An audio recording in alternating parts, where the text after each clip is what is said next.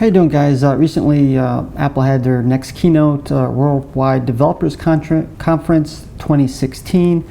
So we're going to actually talk about some of it. And usually I don't go over everything. I just go over the most, what I believe is the most important parts.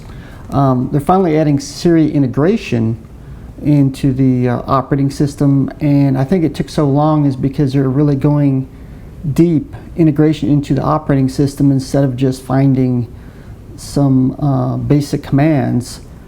And let me see what else we got. iOS, only a few things to work with. Apple Pay for web. Now you're still going to need an Apple Watch or iPhone, which is kind of disappointing a little bit, but I can see why they want to do that because at least with the iPhone, I know they want to have the thumbprint Touch ID, at least, so you still have the thumbprint to go by. Storage optimization was another one, but really one of the hidden things inside the operating system they didn't really talk about is a new file system, and also with native encryption. Now, of course, Apple has their file system which they used for actually more than 30 years, which is HFS. So this new file system is called APFS, which just stands for AP Apple and then File System. And it's going to be utilized on nearly all platforms, including the macOS, iOS, watchOS, and tvOS. But really the biggest thing is going to be the macOS. Of course, with the macOS Sierra, that's going to be the new name. They also changed the name within macOS X. They took away the X, so it's just going to be macOS. It's going to support flash and SSD drives. And also with the new file system, we're going to have something called space sharing. Helps partition drive utilize space as needed by utilizing any adjacent partition. So you will have to probably worry less perhaps with running out of storage with the internal drive. It all depends how many partitions you have on it, obviously. Of course, one of the biggest complaints with El Capitan, the prior version of macOS, was that they removed RAID support from the disk utility. Now you could still access it using a terminal, which is kind of quite a bit harder because you got to be more accurate in your commands that you put in the terminal. So they're going to bring that back to the disk utility. I'm guessing the reason they took it out in El Capitan because they were still working on the Apple file system, the new one. So so once you convert over, it'd probably be a little bit easier. Now with the new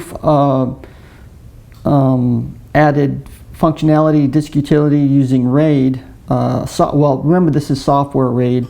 You're going to get striped RAID 0, mirrored, which is RAID 1, and something called concatenated. No, I'm not saying this right. Concatenated group of disks connected together for a larger disk, which sounds pretty much like RAID, but I guess it's different in some ways. Now there is some cleavets. There's a lot of things that are not supported, and it sounds like a startup disk is not supported. And obviously, if you only have one internal drive, then startup disk. It's going to be a big problem now. Probably once it gets released with Sierra, it'll probably work with startup disk. It's still being transitioned from the old HFS. Also, things that are unsupported is Time Machine, File Vault, and Fusion drives. So that's quite a list. So hopefully that's going to be implemented by this fall. But we'll see. Also new that they didn't really talk about also is eGPUs, and this is primarily anything that uses the Thunderbolt, especially the 2013 Mac Pro, which you cannot put any internal drives in besides the one that's already in there, which is a SSD, which is going to support it natively. Before, people can make it work, but it was a lot of workarounds. Stability is an issue, so it's going to support it natively. And I think they waited until now for native support is because they're waiting for Thunderbolt 3.0. While you could use it with Thunderbolt 2.0, you're going to have a bottleneck because most high-end cards are going to put more on a slower bus, which is Thunderbolt 2.0. So once it gets 3.0, which is probably going to be with Sierra and then the new Mac Pro, whenever that comes out, then it makes more sense having native support in eGPU. Unfortunately, even my old Mac Pro, the 2013 8-core that I have, is not supported in Sierra. There's been speculations why they're not doing this, and I believe it's because continuity. They're adding more functionality to that, so you're going to need at least native support as far as I'm trying to think, Bluetooth 3.0, I believe it is, or excuse me, 4.0.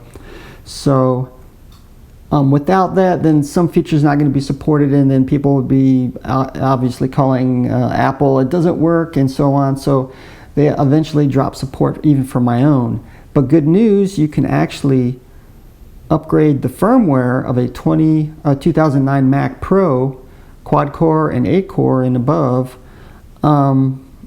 and you can flash that firmware to 5.1. You can get this from netkiss.org. And basically, the 2009 and 2010 are virtually identical Mac Pros, except for the firmware, and there might be some very small differences, very, very small. So even by doing that, you're going to have, and somebody actually did it, so you can, once you flash it to a 5.1 Mac Pro from your 4.1, you can also support newer processors and faster memory, and there might be a few minor things. So I may try that as well to see if it'll support Sierra, but that's going to be far down the list because then I got to worry about support for the new Apple file system and so on. I may upgrade my 2013 Mac Pro with Sierra, but it's going to be a long time as well because I definitely need support. Final Cut Pro 10 being the majority reason why. So that was a breakdown of the Worldwide Developer Conference from Apple 2016.